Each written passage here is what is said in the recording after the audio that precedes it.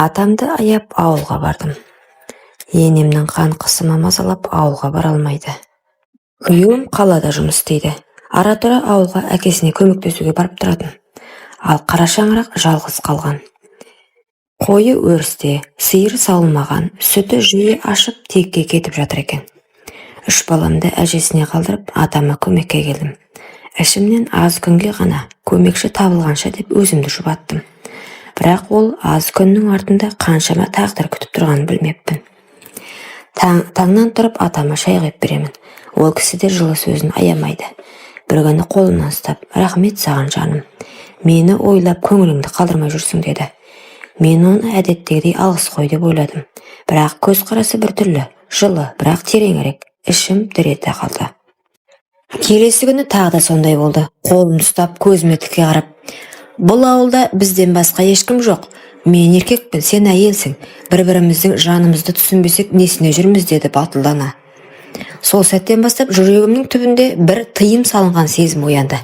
Қарсылық білдіргім келді, бірақ оның даусындағы билік, көзіндегі от мені әлсіретті. Шекара солай бұзылды. Алғашқы рет жүрегім қатты соқты.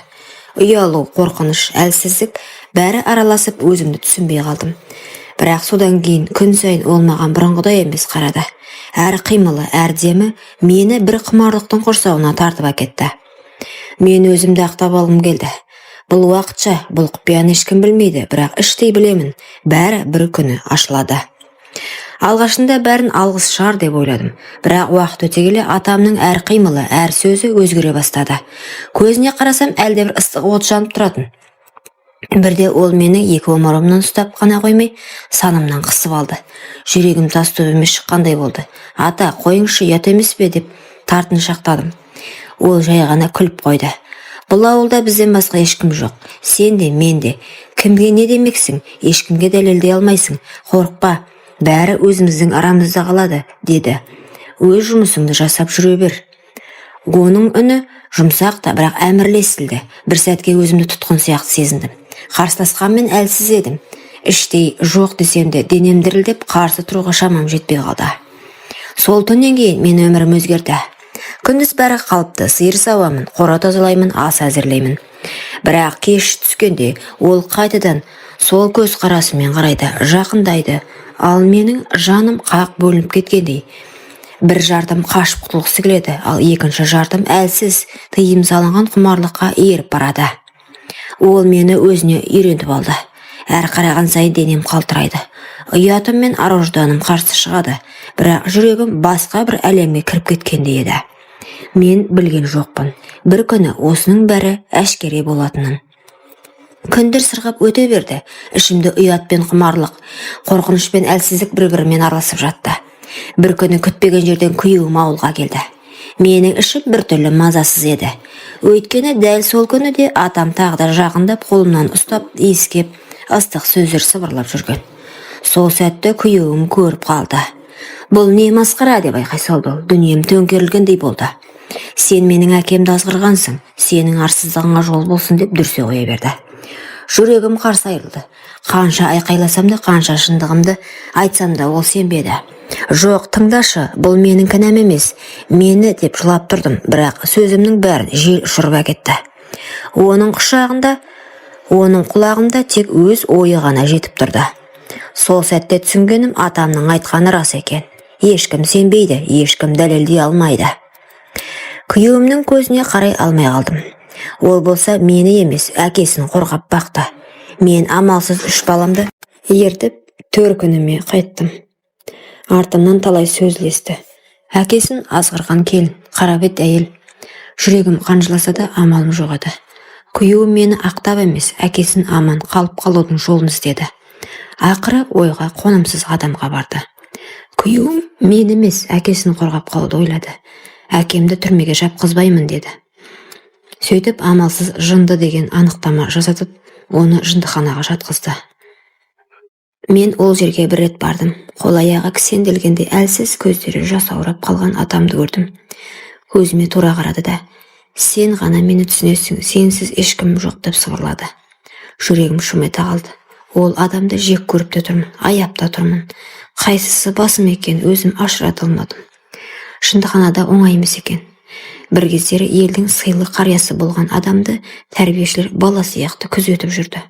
Бірде ашуланып айқайлап, бірде көз жасын көлдетіп отырады. Өз-өзінен күліп, кейде маған қарап жаным деп сыбырлағандай болады. Қорқатынмын. Айлар өтті. Ол расымен жүйкесі сыр беріп дертке шалдықты. Күн санап әлсіреді. Соңғы рет барғанымда жүзі қуарып, даусы әрең естілетіндей еді.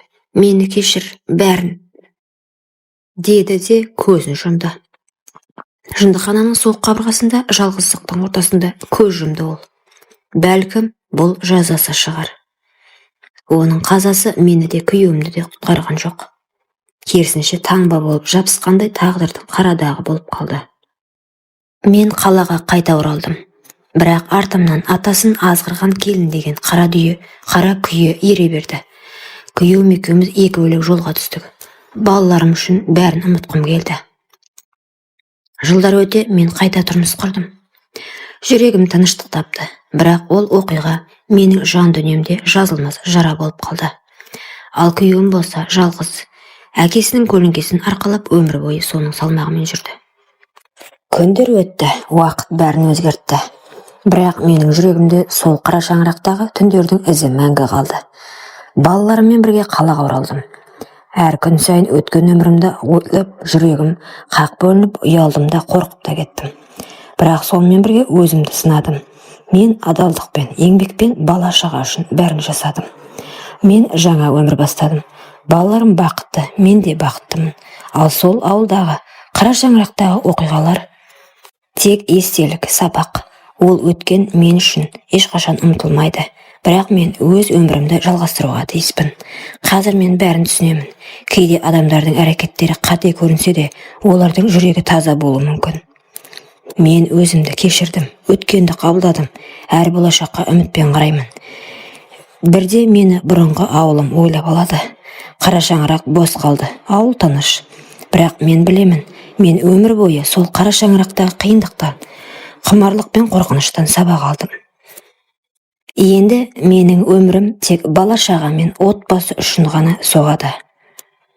Құрметті оқырман, өмірден алынған сабақ болар оқиғаларды тыңдағыңыз келсе, менің арнама тіркеліп, лайк, комментарий жазып қолдап кетіңіздер. Келесі кездескенше.